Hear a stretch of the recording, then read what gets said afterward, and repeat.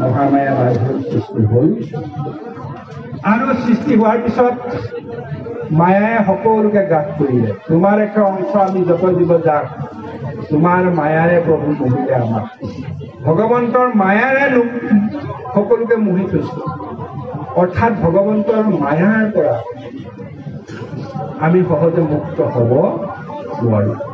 মহাপুৰুষ মাধৱদেৱে নামঘোষাত কি লিখিছে? নমো নমো নাৰায়ণ প্ৰসন্ন হৰিক হৰি কৈক মায়া কৰি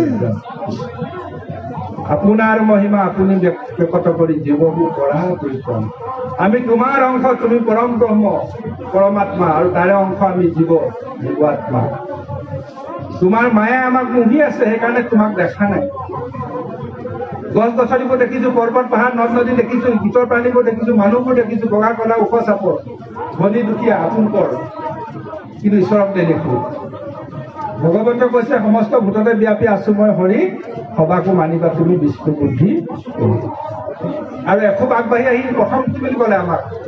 সকলোকে নেদেখা ঈশ্বৰ দেখিবলৈ সকলোকে ঈশ্বৰ মই নেদেখা সহজ নহয়। আখৰা কৰা, ক'ৰ পৰা? এই নামঘৰৰ পৰা আখৰা কৰা। এই যে সন্মুখত ভকতসকল বহি আছে, ভকতসকলে শ্ৰৱণ কৰি আছে বা কীৰ্তন কৰি আছে, আমি যে সৎসংগ লৈছো, ইয়াৰ পৰাই আৰম্ভ কৰা। বিশেষতঃ মনুষ্যগণত যিটো কৰে বিষ্ণু বুদ্ধি কৰি সৰ্বদাই নাইকিয় কৰে। সেই ভিন্নময় দেখা, ঈৰ্ষা অসূয়া অহংকাৰী ভাৱটো লাহে লাহে নাইকিয়া হৈ যাব। তেতিয়া দেখিব, ইংৰাজীৰ এজনে অনুবাদ কৰি লিখিছিলে যে every beautiful face remains me the beauty of god. অৰ্থাৎ প্ৰত্যেকজন মানুহৰ প্ৰতিখন সুন্দৰ মুখত ভগৱন্তৰ সৌন্দৰ্যই বিৰাজ কৰি আছে। তাৰ মাজত আমি ভগৱন্তক হাত বিচাৰিব লাগে, ভগৱন্তক দৰ্শন পাব লাগে। মুখ পাইলে ভকতক পাইলে নকৰে হৰি, মুখ পাইলে সেইটো কৰিবেক। ভকতেই ভগৱান কলিযুগত, হয়নে নহয়? সমস্ত আত্মা প্ৰভু ভগৱন্ত সবাৰো হিয়াত হৰি স্বভাৱে আচন্ত। ভকতৰ হৃদয়ত ভগৱান আছেনে নাই? আছে।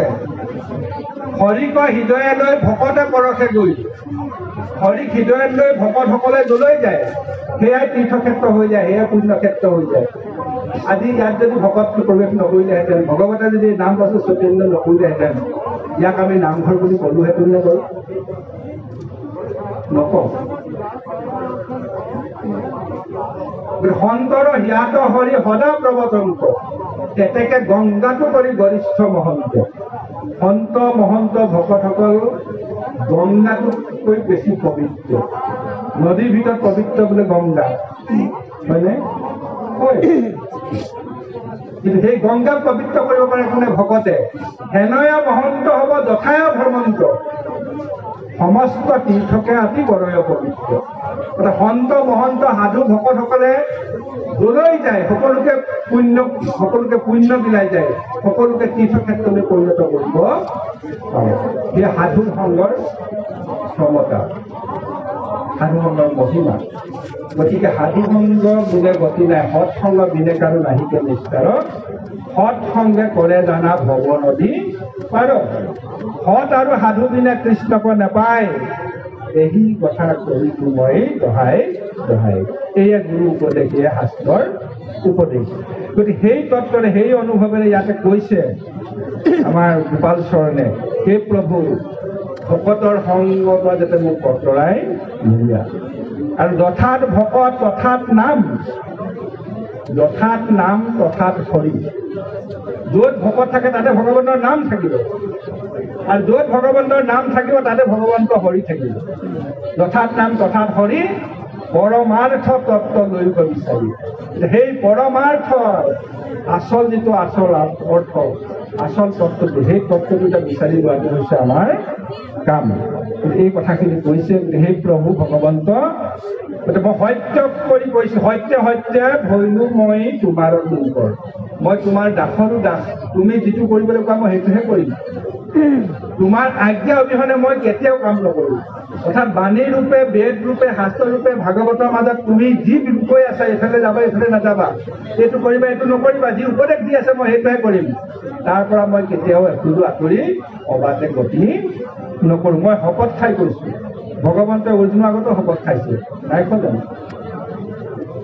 খাইছে ভগৱন্ত শপত খাইছে অৰ্জুনৰ আগত কি বুলি শপত খাইছে দ্বৈত নাই মোৰ নাম সূৰ্যৰ উদয় য'ত মোৰ নাম ধৰ্ম প্ৰকাশমান হোৱা নাই কৃষ্ণ সূৰ্য বৈলন্ত উদিত নাম ধৰ্ম কৰিলা বিদিত হয়নে আকৌ সেই কৃষ্ণ সূৰ্য শংকৰ সূৰ্য হৈ আহি পেলাই আমাক কিবা কৰিলে নাম বস্তু প্ৰকাশমান হৈ গ'ল ইয়াত আৰু অন্য দেৱ দেৱতা পূজা পাতলৰ কথা নাই থাকিব নোৱাৰে বৈকুণ্ঠলৈ যেতিয়া গৈ ভগৱতে নিজে কৈ থৈ গৈছে দশবিস্কন্ধত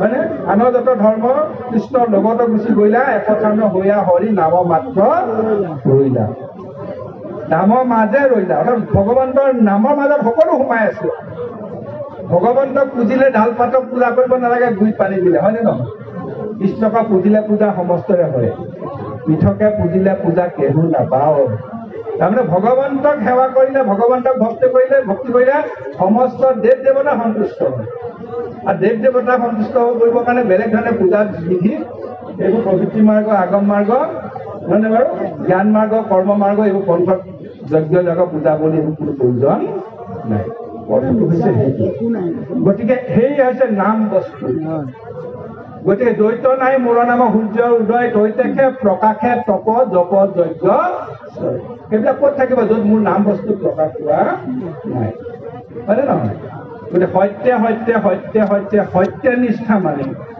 সত্যে সত্যে সত্যে সত্যে সত্যে বোলো বাণী এবাৰ নহয় দুবাৰ নহয় কেইবাৰ সত্য শপত খাইছে ভগৱন্ত 10 বাৰ 10 সত্য খাই মই দহাইলো তোমাক নাখ যাইবা সখী যদি নকৰা মই 10 বাৰ শপত খাই কৈছো যদি তুমি বিশ্বাস নকৰা হে সখী নিজৰ দুখে নিজে অধুগতি যাবা হয়নে নহয় ও শাস্ত্ৰ গুৰু হবে শিষ্যক কৃপায়ে ভাল উপদেশ দিব ও শিষ্য হবে শুদ্ধ ভাবে নধৰিলে তাৰা হবে কি কৰিব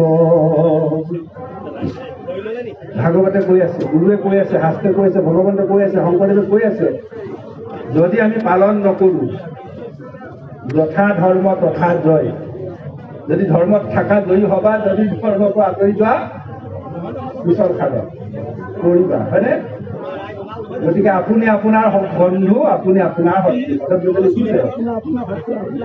সেয়া গতিকে হৰিক নভজি নৰ আপুনি হয় নষ্ট হৰি ভজি আপোনাক ধৰে গতিকে আমি নিজৰ বন্ধু হ'বলৈ হ'লে হৰিক ভজিব লাগিব হৰিক কেনেকৈ ভজিব লাগিব যে বস্তু দিওঁ প্ৰভু সেই বস্তু চোৱা অপবিত্ৰ নামেৰে পুজিম প্ৰভু গধূলি পোৱা তোমাৰ নামেৰে তোমাক পূজা কৰিম তাৰ বাদ তোমাক কেনেকৈ পূজা কৰিম গতিকে অনু এক কৃপা কৰা দেৱ দামোদৰ বান্ধৱ মাধৱ মুক নেৰিবা চৰণে বৈষ্ণৱ জনতক প্ৰীতি নাচাৰূপ মনে হে প্ৰভু ভগৱন্ত তুমি পৰম বান্ধৱ তুমি মোক নেৰিবা আৰু তোমাক চিন্তা কৰা এখন ভকত বৈষ্ণৱ শব্দটোৱে বিষ্ণু ভকতক বুজায় আৰু বিষ্ণু আমাৰ উপাস্য দেৱ সেইকাৰণে বৈষ্ণৱৰ সংগ লৈবা প্ৰথমত বুলি কৈছো ভকত আৰু বৈষ্ণৱৰ মাজত যদিও পাৰ্থক্য দেখুওৱা হৈছে বা আছে আমি সেইবোৰ আলোচনা কেতিয়াবা কৰোঁ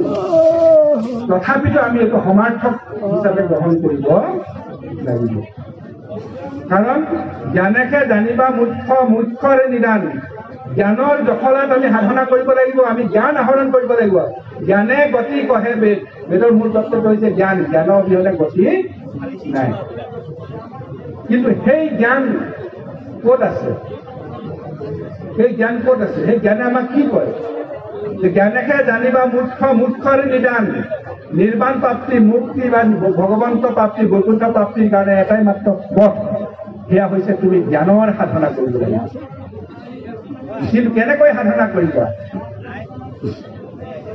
জ্ঞানেকে জানিবা মুখ্যৰে নিদান কিন্তু কি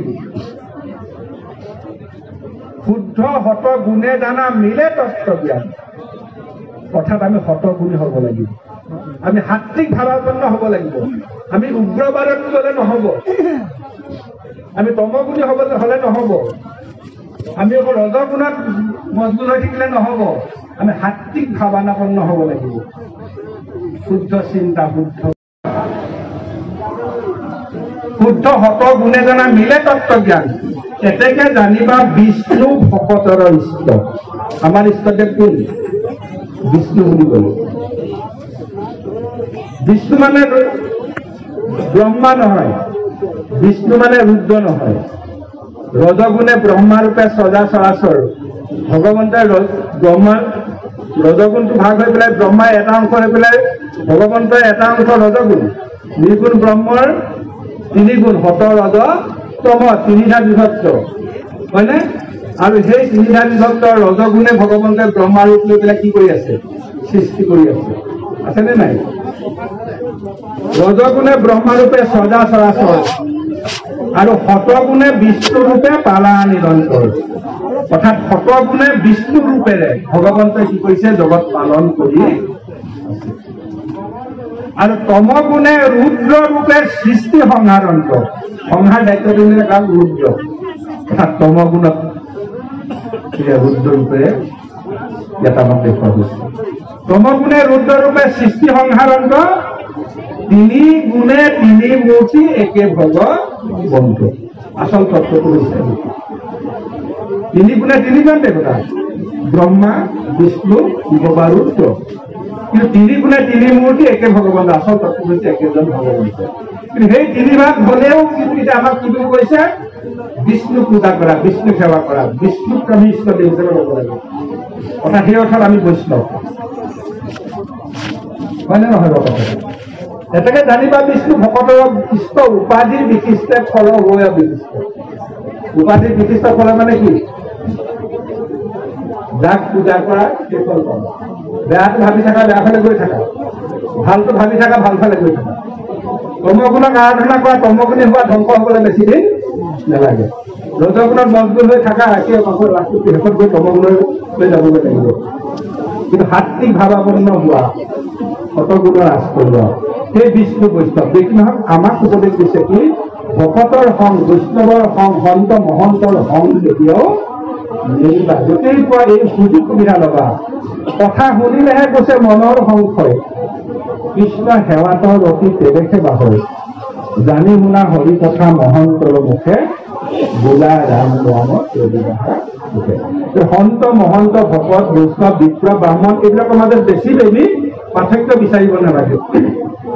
বহলভাৱে চিন্তা কৰি আমি দেখিম যে মূল তথ্য একেটাই। সেয়া হৈছে ভকত আৰু সেয়া কৃষ্ণ পদমাত্ৰ সেৱা কৰে, সমস্ত কামনা পৰিহৰে।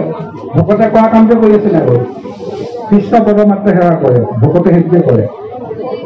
সমস্ত কামনা পৰিহৰে, জাগতিক কামনা বাসনালৈ বেছিকৈ লাগি নাথাকে, মানে বেদৰ ব্যৱহাৰো কদাচিতো নলংঘ হয়। বেদে শাস্ত্ৰ ভাগৱতে যিটো উপদেশ দিছে সেইমতে চলে, তাৰ বাকী বেলেগ ফালে নাযায়। কৃষ্ণ পদ সেৱা সুখ মনে অনুভৱ কৰে সৰ্বক্ষণে।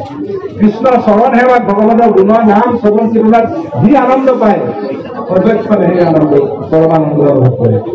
ইহাক মহন্ত বুলিও জানা নিশ্চয়। সেইজনকে মহন্ত বুলি কয়। কিন্তু ভকত আৰু মহন্তৰ মাজত পাৰ্থক্য কি থাকিব?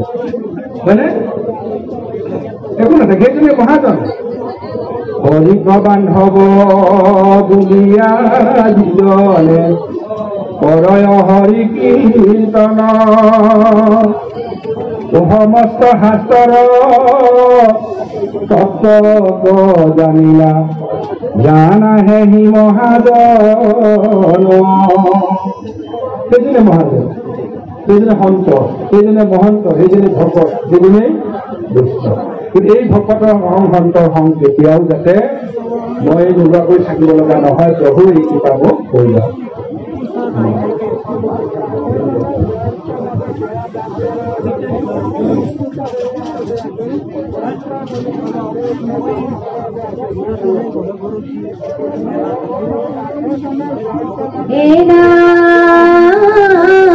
যত নৰ নাৰী হবে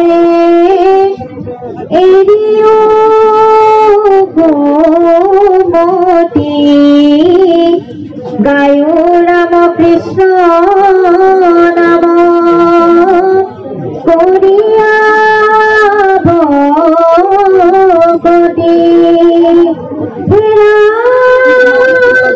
কেবল ভগতি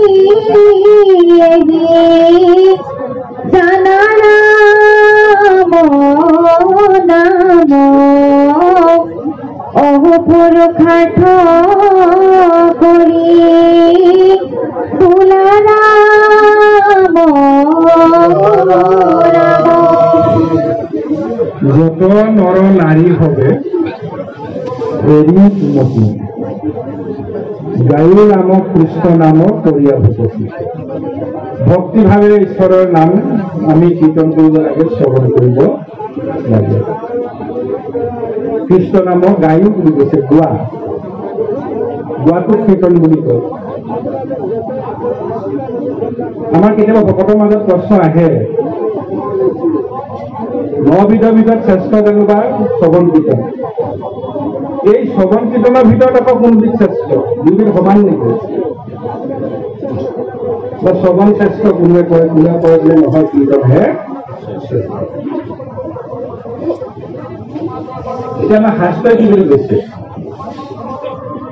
পৃথিৱীতে যত ধৰ্ম আছে শ্ৰেষ্ঠ কৰ সবাতো কৰিয়া শ্ৰেষ্ঠ কীৰ্তন কৃষ্ণ আটাইতকৈ শ্ৰেষ্ঠ ধৰ্মটো হৈছে কি ভগৱন্তৰ নাম কীৰ্তন কৰা গোৱা শ্ৰেষ্ঠ কিন্তু শ্ৰৱণটো শ্ৰেষ্ঠ নহয় নেকি আনফালে কি বুলি কয় হৰি ভকতি আদি জানিবা শ্ৰৱণ প্ৰথম খোজটো শ্ৰৱণহে শ্ৰেষ্ঠ কথা শুনিলেহে পিছে মনৰ সংখ্যাই কৃষ্ণ সেৱাটো অতি তেনেকে কিবা হয় জানি শুনা হৰি কথা মহৎ শ্ৰৱণ কৰি পৰীক্ষিত কৰি গ'ল সকলোৱে শ্ৰৱণ কৰি কৰিছে কীৰ্তন কোনে কৰিছিলে প্ৰথমতে প্ৰভু ভগৱন্তই কীৰ্তন কৰিছে ব্ৰহ্মাই শ্ৰৱণ কৰিছে হয়নে নহয় এতিয়া আমি এই বিতৰ্ক লাগিব যদিও নালাগে কাৰণ কীৰ্তন নহলে শ্ৰৱণ ক'ৰ পৰা হ'ব হয়নে নহয় শ্ৰৱণ হ'বলৈতো কোনোৱে কীৰ্তন কৰিব লাগিব আৰু যি কীৰ্তন কৰে তেওঁ নিজে শ্ৰৱণ নকৰে নেকি সেইটো নিজৰ শ্ৰৱণো হয় হয়নে নহয় শ্ৰৱণ নহয় কিন্তু এটা কথা ডাঙৰ কথা কলি যুগত কীৰ্তন কৰাৰ ক্ষমতা সকলোৰে নাই অৰ্থাৎ শুনিতে এক শুনিতে শত নিতৰে বৰগীতত আমি গাইছে নাই শতজনে সহস্ৰজনে শ্ৰৱণ কৰি থাকিব এজনে কীৰ্তন কৰি থাকিব হয়নে তাক যদি আমি ওলোটাকেও লওঁ কোনোবাই তেনেকেও কয় আপোনালোকে বিচাৰ কৰিব এবাৰ গোৱা দুবাৰ গোৱা কিন্তু হাজাৰবাৰ শুনা যিমানে পাৰে সিমানে শুনা আচল ভক্তি হৈছে শ্ৰৱণ আমি শ্ৰৱণী আমি কীৰ্তন কৰাৰ ক্ষমতা প্ৰকৃততে কাৰো নাই কিন্তু ভগৱন্তই কৰিছিলে ব্ৰহ্মাই ভকত হৈ পেলাই শ্ৰৱণ কৰিছিলে এই গুৰু পৰম্পৰা আহি গ'ল ব্ৰহ্মাই নাৰদক ক'লে নাৰদে ব্যাসক ক'লে ব্যাসে হুকক ক'লে হয়নে নহয় হুকে পৰিচিত ক'লে আৰু পৰিচিতৰ যোগেদি ভূমিত আহিলে ভূমিত ভৈলা বিদিত ৰসত চতুৰ যিটো দলৰ কৃষ্ণৰ চৰণে দিয়া মন পৰম সন্মুখে তিৰুবৰ সন্মুখে হুকৰ মুখে আহি ভূমিত ভৈলা বিদিত ভূমিত প্ৰচাৰ হৈ গ'ল নোৱাৰিয়ে ৰাখিব 28 সহস্ৰ ঋষিয়ে 60,000 ঋষিয়ে শেষত আকৌ হুকৰ মুখেদি কীৰ্তন কৰিব লগা হ'ল হুকৰ মুখেদি হয়নে গতিকে এই হুকে আকৌ কীৰ্তন কৰিছে বাকীসকলে শ্ৰৱণ কৰিছে তেতিয়ালৈকে স্মৃতি হৈ আছিলে অৰ্থাৎ স্মৃতিৰ যোগেদি মনত ৰাখি ইজনে সিজনক ক'লে সিজনে সিজনক ক'লে সিজনে সিজনক আৰু যে কি নহওক পিছত লিখিত ৰূপ পালো এই ভগৱন্তৰ কৃপা এতিয়া এই কথাখিনি আমি কেনেধৰণে ল'ব লাগিব তাৰমানে শ্ৰৱণ কীৰ্তন ইটো সিটোৰ পৰিপূৰক কলি যুগত এই যে ভূতক বিচাৰি উলিয়ালে 28 সহস্ৰ ঋষিয়ে উলিয়ালে নাই এতিয়া আমি কি এজন ভূতক বিচাৰি উলিয়াম ভগৱন্ত ব্ৰহ্ম আৰু ভগৱন্ত অবিহনে ব্ৰহ্মজ্ঞ গুৰুজনেই হৈছে সথম আমি যে সথম লৈছো বাপাসকল সথম শব্দটো যদি আমি বিকৃতিগত অৰ্থটো চাওঁ এই যে সথম দিয়া বৈষ্ণৱৰ সং দিয়া নামৰ যাতে মই এৰিব লগা নহয় এই যে প্ৰাৰ্থনা কৰি আছে গোপাল চৰতে ইয়াৰ যোগেদি কি ক'ব খুজিছে? ভগৱন্তক অৰ্জুনে পালে, উদ্ধৱে পালে, হয়নে? বাকী দাপৰ যুগ সেইসকলে পালে। আমিতো প্ৰত্যক্ষভাৱে এতিয়া ভগৱন্ত সং পোৱা নাই। ভগৱন্তৰ অবিহনে ভগৱন্তক জনা যিজন ব্ৰহ্মজ্ঞ গুৰু বুলি কয় তেওঁৱে হৈছে হঠং। গতিকে সেই ব্ৰহ্মজ্ঞ গুৰু আমি যদি চাওঁ মহাপুৰুষ শ্ৰীমন্ত শংকৰদেৱ, আৰু সেই শংকৰদেৱক মাধৱদেৱে হঠং হিচাপে পাই পেলাই এতিয়া মাধৱদেৱেও নিজৰ জীৱনৰ গতিপথ নিৰ্ণয় কৰি পেলাই আমাৰ কাৰণে এয়া যি কৰিব লাগে সকলো কৰি থৈ। এতিয়া আমাৰ সেই কথাটো অলিত হত সাধু দেৱে নাপাইবা বিচাৰি। প্ৰথম কথাটো হৈছে ভগৱন্তৰ সংগকহে হঠং বুলি কয়, ভগৱন্তৰ লগত মিলনটোকে হঠং বুলি কয়। এতিয়া আমাৰ ভকতৰহে মিলন হৈছে, ভগৱন্তৰ লগতো আমাৰ মিলন হোৱা নাই। তাৰ মাজত কি ৰহস্য সোমাই আছে? যে ভগৱন্তৰ গুণৰ নাম ভালকৈ হৃদয়ংগম কৰা জনা সেই স্বয়ং ব্যাসেও নাজানিছিলে। আচম্বিতে লোকক কৰাইলা হিংসা ধৰ্ম, নুবুজিলা তুমিও বেদৰ তত্ত্ব মৰ্ম। নাৰদে ব্যাসক ক'লেনে নাই? ব্যাসেতো প্ৰশ্ন কৰি নাৰদে কৈছে, ব্যাসক কৈছে, হয় মইতো ব্ৰহ্ম সাধনা কৰি আছো, সদায় কৰি থাকো, মোকতো ভুল আছে জানা, তথাপিতো মোৰ কিবা এটা দুখ আছে, কিবা এটা ভুল আছে, যাৰ কাৰণে মই শান্তি পোৱা নাই।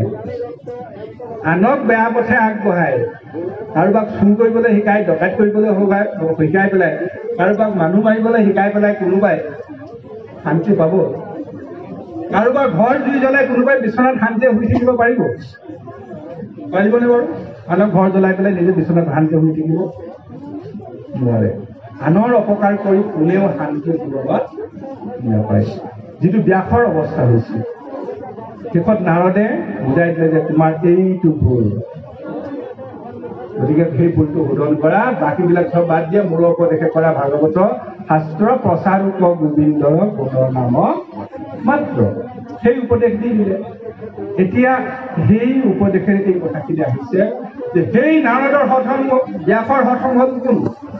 ব্যাসে যেতিয়ালৈকে কৰি আছে, পাইছে, তথাপিতো সম্পূৰ্ণ ডক্টৰেট ডিগ্ৰীটো পোৱা নাই।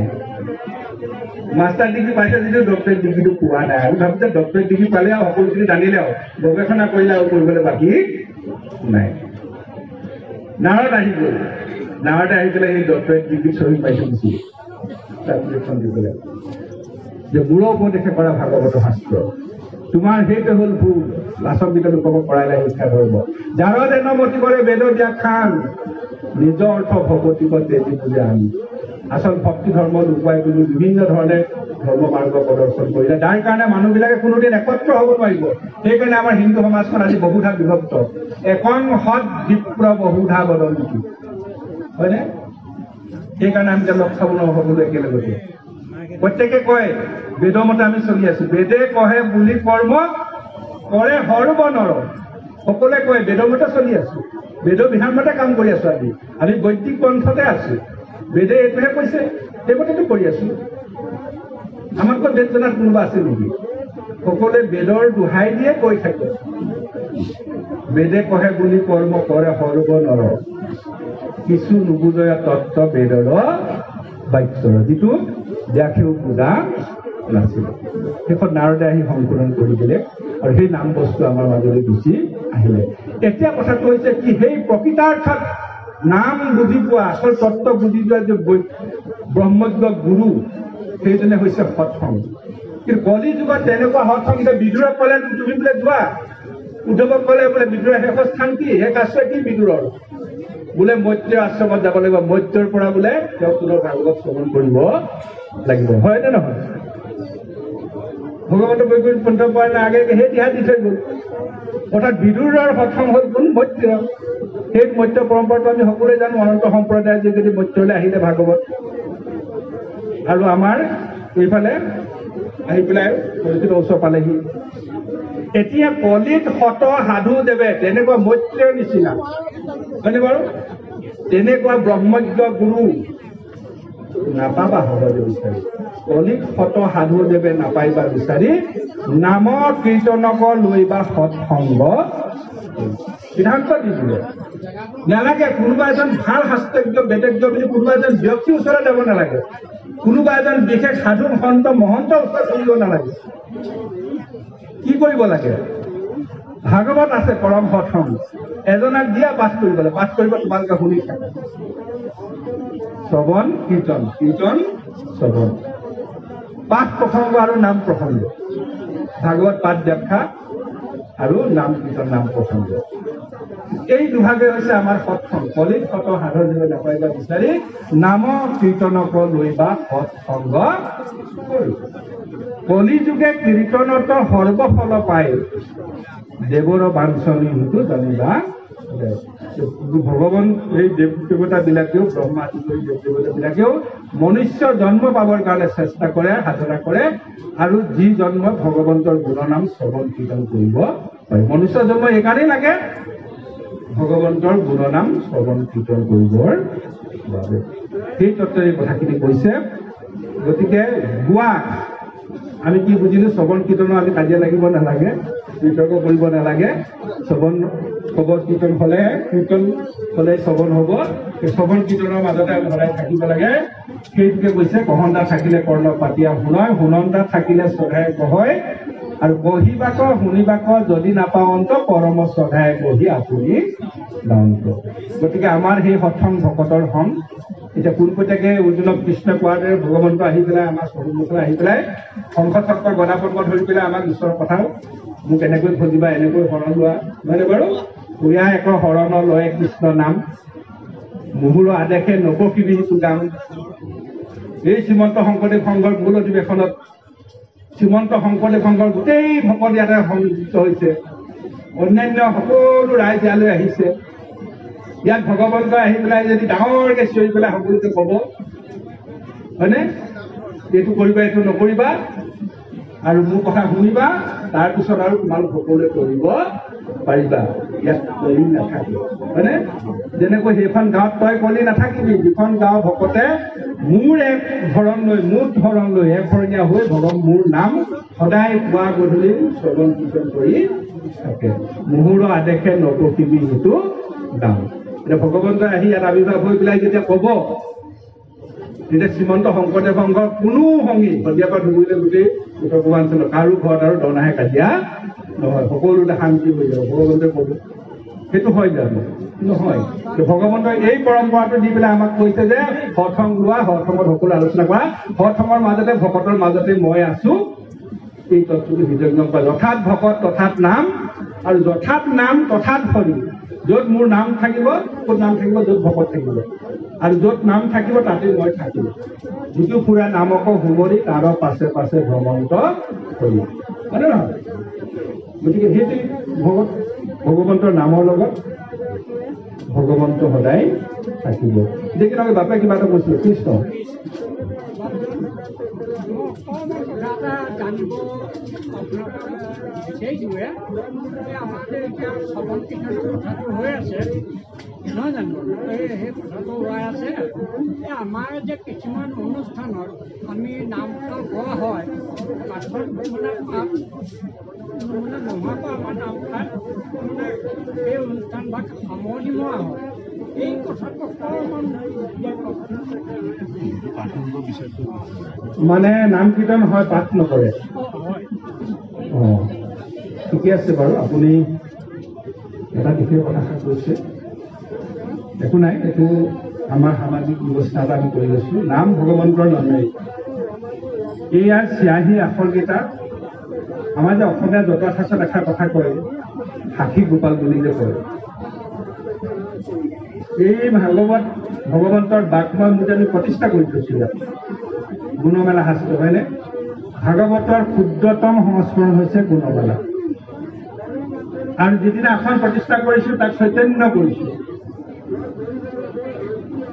এতিয়া আমি আহি সেৱা লৈছো আমি আহি কথা পাতিছো এই ভাগৱত শ্ৰৱণ কীৰ্তন কৰিছো এতিয়া আমি ইয়াক কেনেধৰণে গ্ৰহণ কৰিছো আমাৰ মাজত বহুত ভকত আছে ভাগৱতখন এতিয়া কিনি লৈ যাব বহুতে কিনিছে নি পেলাই ধুনীয়াকৈ গুৰুবিলাক থব বেলেগ ক'তো নথব কোনোবাই নি পেলাই বনাই থৈছে টেবুলত থৈ দিব য'ত ত'ত থৈ দিব আৰু য'তে ত'তে ভাগৱতখন পঢ়িব মন গ'লে কেতিয়াবা বোলে অকল পঢ়ো কিবা প্ৰয়োজন হ'লে পঢ়ো কিন্তু সকলোৱে সেইটো নকৰে হয়নে এতিয়া কথাটো হৈছে এইটো আমি কেনেকৈ গ্ৰহণ কৰিছোঁ এইটো মূল কথা তাৰমানে কি ইয়াৰ মাজত যিটো বাণী বিলাইছে এই কথাখিনি কিমান ভক্তিভাৱে যিসকলে অধিক ভক্তিভাৱে লৈছে সেইসকলে যিমান বজাৰত ভাগৱতখন হ'লেও যেতিয়া তেতিয়া চুব নোৱাৰে যেতিয়া তেতিয়াই ওচৰলৈ যাব নোৱাৰে কিছুমানে যেতিয়া তেতিয়া চুই দিব যেতিয়া তেতিয়া পঢ়িব যেতিয়া তেতিয়া চাব হয়নে এই পণ্ডিত সমাজত সেই ব্যৱস্থাটো আছে ভগৱন্তে কৈছে নহয় নালাগে সম্ভূত শাস্ত্ৰ বিস্তৰ জানিবে কৈছে নাই বেছি পঢ়িব নালাগে নালাগে ভক্তিত দেৱ দিগ ঋষি হৈবে কৈছে নাই নাহি তপ ব্ৰত শৌচ নপঢ়িলে বেদ অতিকে অজ্ঞানী যিটো নাই তত্ত্বভেদ বেদ পঢ়া নাই কোনো শাস্ত্ৰ পঢ়া নাই কোনো দেখা নাই জনা নাই একো তত্ত্বই বুজি নাপায় শাস্ত্ৰত কেৱলে সাধুৰ সংগে মুখ্য সাধে গতি সৎসংগ কৰে নাই উপায় যিসকলে আখৰে চিনি নাপায় সেইবোৰ কেনেকৈ পঢ়িব আগতেতো প্ৰায় আখৰ চিনি নোপোৱা 100 জনক পোৱা এজনহে হয়তো আখৰ চিনি পোৱা আছিলে পঢ়িব পৰা আখৰ চিনি পালেও বুজি পাব নোৱাৰে কিন্তু এই পাঠ ব্যাখ্যা এইটো এটা প্ৰণালী আচল ভক্তিটো আছে হৃদয়ত আজি অলপ আগত আমি ক'লো এই গজেন্দ্ৰ হস্তি কাটি পঢ়িব পাৰে নেকি শুনিব পাৰে নেকি শুনিবও নোৱাৰে তেওঁ পঢ়িবও নোৱাৰে কিন্তু মনটো ভগৱন্তৰ চৰণত অৰ্পণ কৰি পেলাই গতি পায় আৰু ভক্তিভাৱে মনটো দিব লাগে মই কি অৰ্থত কৈছো আপোনাৰ কথাটো আপুনি যিটো প্ৰশ্ন আনিছে যে নাম গাইছো তাৰপিছত পাঠটো আমাৰ নকৰিলে নহয় নেকি বা কিয় কৰিব লাগে নে নালাগে মই সেই দিশতহে কথাটো আনি আছো এতিয়া আপোনালোকে চাওক 4 বেদ অষ্টাদশ স্মৃতি নিৰন্তৰ 4 বেদ আৰু 18 পুৰাণ স্মৃতি বুলি কৈছে পুৰাণখিনি এই 2 চকু জানা ব্ৰাহ্মণ হ'ব যিসকলে ব্ৰহ্মজ্ঞানী আগৰ ব্ৰহ্ম জ্ঞানৰ সাধনা কৰা ব্ৰাহ্মণ ব্ৰহ্ম সাধনা কৰা সেইসকলৰ 2টা চকু এটা চকু হৈছে 4 বেদ আনটো চকু হৈছে 18 পুৰাণ 4 বেদ অষ্টাদশ স্মৃতি নিৰন্তৰ এই 2 চকু জানা ব্ৰাহ্মণ হ'ব তাৰমানে তেওঁলোকে 4 বেদ পঢ়িছে 18 পুৰাণ পঢ়িছে সমস্তখিনি শাস্ত্ৰ তত্ত্ব জ্ঞান লৈছে তেওঁলোকৰ চকু আছে 2 চকু দিব্য জ্ঞান শাস্ত্ৰ জ্ঞান আছে তেওঁলোকে চব জানে চব অধ্যয়ন কৰিছে আকৌ বুলি কণাদানৰ এক চক্ষু নাই কাৰোবাৰ যদি এটা চকু নাই কি বুলি কয় বহুতে অন্ধ বুলি কয় নেকি কণা এটা চকুৱে দেখে এটা চকুৱে নেদেখে এইটো কণা বুলি কয় আৰু 2কো নাজানিলে অন্ধ বোলে সমুদায় মানে 2টা চকু জানা নাই এইটো কি বুলি কয় অন্ধ বুলি কয় অৰ্থাৎ কোনোবাই 4 বেদ পঢ়িছে কিন্তু 18 পুৰাণ পঢ়া নাই এটা চকু নথকা কণা বা কোনোবাই 18 পুৰাণ পঢ়িছে কিন্তু 4 বেদ পঢ়া নাই দেখা নাই এইটো হৈছে এটা চকু থকা কণা কিন্তু আমি এতিয়া কি 4 বেদ কোনে পঢ়িছো কওকচোন 18 পুৰাণ কোনে পঢ়িছো কওকচোন পঢ়িলেও পঢ়াও অৰ্থ আছে কেনেকৈ পঢ়িছো গতিকে এই যে 2 চকু বিপ্ৰসকল আছে কিন্তু যিসকলে সেইটো একক চকু আছে আকৌ বুলি কণাদাৰৰ এক চকু নাই 2কো নাজানিলে অন্ধ বোলে সমুদায় কিন্তু 2টাকে নাজানে 2টাকে পঢ়া নাই 4 বেদো পঢ়া নাই 18 পুৰাণো পঢ়া নাই তেওঁলোকক অন্ধ বুলি কয় অৰ্থাৎ আমি অন্ধ আমি শাস্ত্ৰ জ্ঞান নাই পঢ়া নাই অধ্যয়ন কৰা নাই আমাক কৈছে অন্ধ হেন অন্ধ হবু ভাগৱত ধৰ্ম ধৰি দৌৰি ফুৰন্ত তাৰ নিপিছলে দৌৰি ফুৰিব সেইসকলে ঘড়ী পিছলি নাযায় তাৰমানে কি কৰিব কৈছে ভাগৱত ধৰ্ম ধৰিবলৈ কৈছে ভাগৱত ধৰ্ম মানে কি মহাপুৰুষ গুৰুজনাৰ ধৰ্মটো হৈছে একশৰণ হৰি নাম ধৰ্ম আৰু ভাগৱতৰ তত্ত্ব ইয়াত জড়িত হৈ আছে গীতাৰ তত্ত্ব জড়িত হৈ আছে এইবোৰ ঘৰলৈ নাযায় স্বাভাৱিক এটা ভাগৱত ধৰ্মই কি কৈছে সব বাদ দিয়ক তপ জপ যজ্ঞ ত্যাগ ব্ৰত সদাচাৰ সব বাদ দিয়ক অকল সেই ধৰ্ম প্ৰণালীটোকে বাদ দিলে নহব অন্যান্য প্ৰণালীবিলাক যিমানবোৰ ধৰ্মপন্থ আছিলে জ্ঞান মাৰ্গ কৰ্ম মাৰ্গ গৃহপুত্ৰ ধন গৃহপুত্ৰ ভাগ্য আপোনাৰ ঘৰ সংসাৰ টকা পইচা গাড়ী মটৰ সব সকলো বাদ দিয়ক মানে তাক দিব আপোনাৰ লগত আছে অলপ দিব লাগিব সমস্তকে শুদ্ধভাৱে অৰ্পিব কৃষ্ণক ইহাক বুলয় মহাধৰ্ম ভাগ সকলো কৃষ্ণ চৰণত অৰ্পণ কৰি দিয়ক হে প্ৰভু তোমাৰ বিনা গতি নাই তুমি আহাৰ বাকী সকলো অসাৰ তোমাৰ চৰণত ভক্তি কৰা সেৱা কৰিছো আৰু একো কৰিবলৈ বাকী নাই এতিয়া কথাটো হৈছে সেই ভাৱেৰে সেই মনেৰে আমি নাম প্ৰসংগ কৰিছো আমাৰ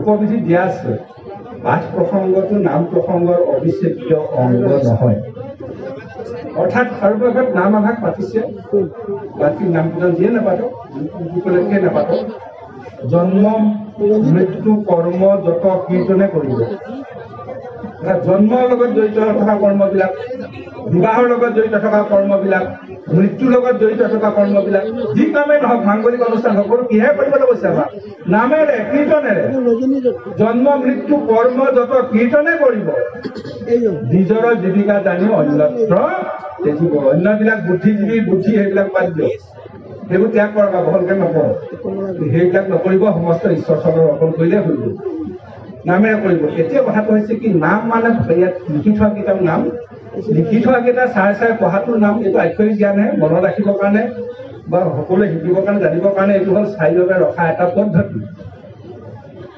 ভাষা হয়নে স্মৃতি হৈ আছিলে এতিয়া লেখন হৈ গ'ল এতিয়া কিতাপৰ মাজত সেই বস্তুটো পৰম্পৰা চলি এতিয়া ডিজিটেল হৈছে ডিজিটেলৰ মাজেদি আছে হয়নে নহয় গতিকে আচল কথাটো হৈছে ভগৱন্তৰ নাম আমাৰ মনত আছে হৃদয়ত আছে আৰু নাম প্ৰসংগটো চাব নালাগে মুখস্থ কাৰোবাৰ মুখস্থ নাই চাই নাম গায় তাততো অপৰাধ নাই হয়নে নহয় গতিকে নামটোৱে মূল বস্তু চাই গাওঁ নেচাই গাওঁ আধা গাওঁ সম্পূৰ্ণ গাওঁ গতিকে নাম প্ৰসংগটো কৰিলোঁ তাৰপিছত আমি সেৱাভাগ দিওঁ নিদিওঁ তাৰমানে নামৰ সেৱা শেষ মানে পূৰ্ণাংগ হৈ গ'ল তাৰপিছত আপুনি পাঠ প্ৰসংগটো কৰিবই লাগিব বুলি কোনো কথা নাই অনুষ্ঠান শেষ কৰিব পাৰে বহুতে তেনেধৰণে কৰে কিন্তু কিছুমানে তেনেধৰণে কৰিও ভাগৱতৰ কাৰণে 2 ঘণ্টা সময় ৰাখে ভাগৱত অলপ পঢ়িব লাগে শ্ৰৱণ কৰিব লাগে অলপ মনন কৰিব লাগে হৃদয়ংগম কৰিব লাগে ভাকাৰং ভাবুজ্ঞেয় বকাৰং জ্ঞানৰ উদ্ভৱ এই ভাৱনা ৰাজ্যত ভাগৱতৰ কাহিনী আখ্যান উপাখ্যানৰ তত্ত্বৰ মাজত সোমাই যায় তাৰ কাৰণে বেছি সময় লাগে কিছুমানৰ প্ৰাথমিকে বা কিছুমান সংগীয়া হয়নে সকলোৱে নলয় সেইটো সুবিধা অনুসৰি যি যেনেধৰণে কৰে তাত অসুবিধা নাই কিন্তু ইটো সিটোৰ অবিচ্ছেদ্য অংগ নহয় সিটো কৰিব লাগিবই বুলি কথা নাই কৰিলেও আপত্তি নাই নকৰিলেও আপত্তি নাই বা কৃষ্ণ আপোনাৰ